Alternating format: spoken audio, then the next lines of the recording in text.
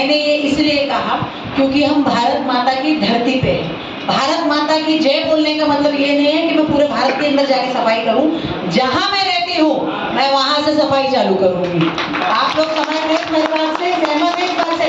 सचिन दीक्षित जी सहमत है? धन्यवाद। आजकल सचिन दीक्षित जी की सहमति लेनी पड़ती है। दूसरा, हम ये हमारे पार्टी के, भारतीय जनता पार्टी का अंदरूनी समस्या है कि भारत के उत्तर भारतीय समाज को यहाँ पर वेटेज नहीं दिया जा रहा है। मैं एंटायर भारतीय जनता पार्टी की बात नहीं कर रही हूँ, मैं वसई विरार जो जिला है भारतीय जनता पार्टी में उसकी बात कर रही हूँ। और ये मैं इतनी जिम्मेदारी से इसीलिए कह रही हूँ कि हमारे पार्टी का, खास करके वसई विरार जिला का मसला है। तो जब मैं एक महिला हूँ इसलिए महिला की भाषा करूंगी कि जब मुझे मेरा घर साफ करना हो तो मैं झाड़ू मार के मेरा घर साफ करूंगी। तो ये एक्चुअली मेरे घर के अंदर है, परंतु क्या हो जा रहा है, हमारे जो पार्टी के अंदर जो हमारे पार्टी के पदाधिकारी हैं और जो यहाँ पर इस वक्त के विधायक है दोनों, वो विधायकों का ऐसी समस्या चल रही है। सबसे पहले तो बता दूं, राजन नाईक जी को यहाँ का निरीक्षक बनाया गया है, तो कैसा टिकट बंटवारा है सब कुछ जो है वो राजन नाईक जी के हाथ में है।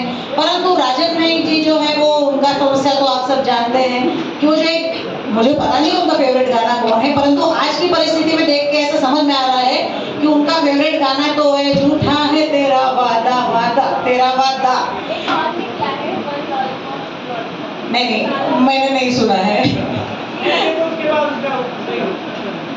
नहीं, अच्छा जाने दीजिए। तो मुझे इतना पता है कि वो सबको झूठा आश्वासन दे रहे हैं, सबको एक झूठा, जिस तरह से आपने कहा, लॉलीपॉप दे रहे हैं। तो उनकी ये समस्या चल रही है। लेकिन इसमें क्या हो जाता है, आज सभी जानते हैं कि भारतीय जनता पार्टी के जो सबसे कर्मठ कार्यकर्ता है वो उत्तर भारतीय समाज से आते हैं। और वो लोग, जैसे हम कहते हैं ना, वो लोग दिल से भक्ति करते हैं उत्तर भारतीय जनता पार्टी के लिए। और वो लोग सिर्फ चुनाव चिन्ह देख के, मोदी जी का चेहरा देख के वोट डालते हैं।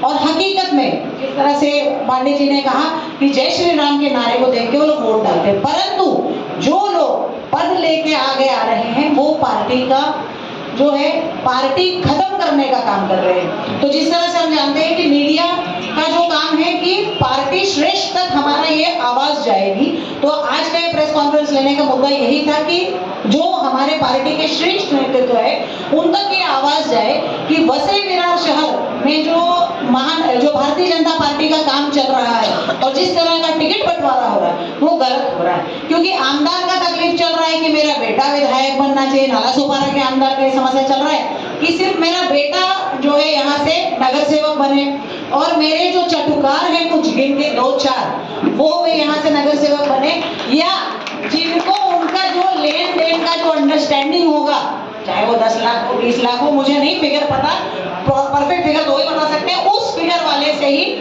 वो नगर सेवक बने। और जो बाकी वसई के हैं उनका चल रहा है शायद उनका पति विधायक नगर सेवक बन जाए। हालांकि रेस में तो विधायक के थे, लेकिन चलो उनकी बीवी विधायक बन गई तो अभी वो चक्कर में उनका पति नगर सेवक बन जाए। वो हमारे भारतीय जनता पार्टी में है नहीं, परंतु प्रयास चल रहा है और घर खानदान के बाकी लोग बन जाए। तो मैडम वहाँ बैठी है, मैडम नाम क्या बोले आपका? प्रियंका पांडे मैडम ने मेरे फेसबुक पे कमेंट किया था, ताई सब आपके परिवार को ही टिकट मिलेगा क्या? तो मैडम के लिए मैं खास करके आज बताना चाहती हूँ कि मैं सुरेश दुबे जी की कन्या हूँ, बाकी दुबे परिवार से मेरा कोई लेना देना नहीं है। मैं सुरेश दुबे की बेटी हूँ और वो मेरा व्यक्तिगत उनसे झगड़ा है, सभी लोग जानते हैं झगड़ा क्या है, नहीं जानते तो शॉर्ट में बता दूं, संपत्ति जो मेरी कब्जा करके बैठे हैं, भाड़ा वाड़ा खा रहे हैं, वो मेरा निजी झगड़ा है, मैं मेरे हिसाब से सॉल्व कर लूंगी। लेकिन समझ गए ना मैडम, वन मैन शो, अकेले, ना कोई आगे ना कोई पीछे। धन्यवाद। तो मैडम ने वो ओपनली कमेंट किया था, तो इसीलिए मैडम से पहली बार मुलाकात हुई तो मैं बता दूं। लेकिन बात ये है कि अगर आज हमने ये मुलाकात रखी है उत्तर भारतीय समाज के लिए और हमारे उत्तर भारतीय समाज के लोगों को ध्यान में लेके उनको टिकट दिया जाए भारतीय जनता पार्टी से, तो हम ये नहीं कह रहे हैं कि आप किसी और पार्टी से किसी को इनकमिंग करिए, आप उनसे अपना लेन देन करिए, फिर आप उनको टिकट दीजिए, ये कतई ही बोलना नहीं है।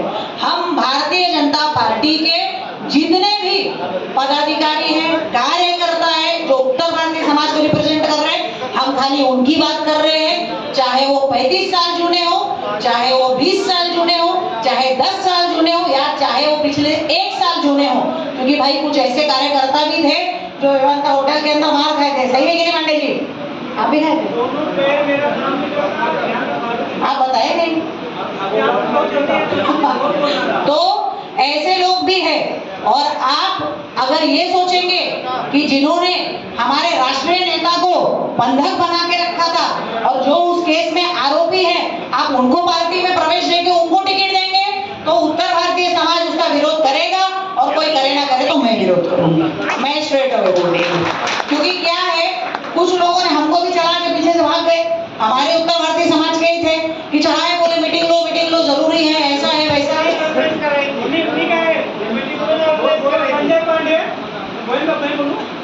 हाँ ठीक है। तो मेरा यही कहना है कि देखिए हर जगह पे ऐसे लोग होते हैं, जिस तरह से भाई ने बताया कि जरूरी नहीं है कि सबका खून जो है मर्द का हो, सबके अंदर वो ललकार हो, लेकिन हम में वो है और हम लड़ेंगे।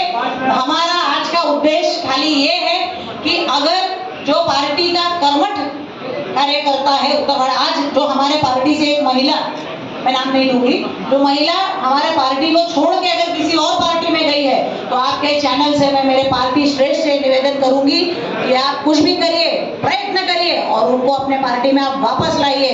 कैसे वो भारतीय जनता पार्टी छोड़ के किसी छोटे से पार्टी में चली गई है, किसी अन्य पार्टी में गई, पार्टी के लोगों से और पार्टी के जो पदाधिकारी है या जो हमारा जो पूरा कमेटी है उनसे नाराज होके वो गई, तो ये नाराजगी पार्टी के अंदर नहीं होना चाहिए। और वो भी उत्तर भारतीय समाज से है, तो मैं मेरी उस उत्तर भारतीय बहन के साथ खड़ी हूँ। अगर वो पार्टी में कम बैक कर रही है तो सबसे बड़ी बात है, क्योंकि मैं आज का मीटिंग मेन उसी चीज को लेके है। तो बस मेरा यही कहना है कि किसी नए इंसान से कोई किसी को कल आप पार्टी में इनवाइट करो, पार्टी में आप कल ले लो, आपका स्वागत है, आप आओ, आप हमारे पार्टी में आके पहले 1-2 साल काम तो करो, फिर टिकट मांगो।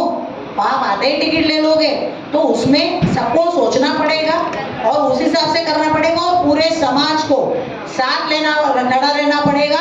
तो एक बार हम सब लोग जय श्री राम का नारा लगाएंगे और नारा सिर्फ वो लगाइएगा जिसमें इतनी हिम्मत हो कि लड़ने के लिए लास्ट तक साथ में खड़े रहे। जय श्री राम। आवाज कम है।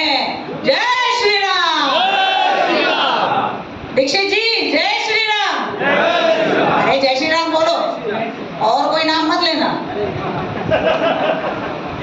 तो बस वही है, आप सबका साथ चाहिए, क्योंकि हमारे पार्टी का तो नारा ही है सबका साथ सबका विकास।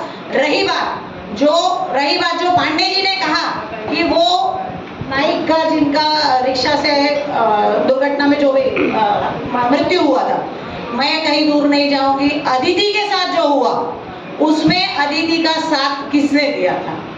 क्यों नहीं हमारे विधायक जी ने कहा कि अदिति के साथ गलत हुआ है, एक महिला के प्रतिष्ठा की बात थी, क्यों नहीं उनका साथ दिया गया? तो मैं तो किसी और को नहीं कहूंगी। अदिति एक बार आप भी बोल दीजिए जय श्री राम, हम लोग आपको भी साथ में लेके लड़ेंगे। जय सिया राम। जय श्री राम। क्या बात है, जय सिया राम। सही में सीताराम सीताराम। तो बस वही है कि हम सबको ये याद रखना होगा कि अगर हम लोग एक समाज को लेके चल रहे हैं तो समाज हित को सोचेंगे, ना कि हम ये सोचेंगे कि अरे चलो उसको टिकट मिल गई है उसका साथ दे देते। तो वो जो उसका जो आया है वो भारतीय जनता पार्टी का होना चाहिए। अगर वो पार्टी का नहीं है तो समाज ने मिलके, सबने मिलके जय श्री राम बोला है तो समाज ने मिलके उनका उसको नहीं लाना है। लेकिन नहीं लाने में ये भी नहीं है कि भैया पीलिया की बीमारी फैलानी है, पीलिया की बीमारी में नहीं फैलाएंगे, नोटे को पकड़ के चलेंगे, साथ नहीं देंगे और ना पीलिया की बीमारी फैलाएंगे। ये चीज हम सोच के चलेंगे, है ना दीक्षित जी? बस इतना ही, बहुत बहुत धन्यवाद।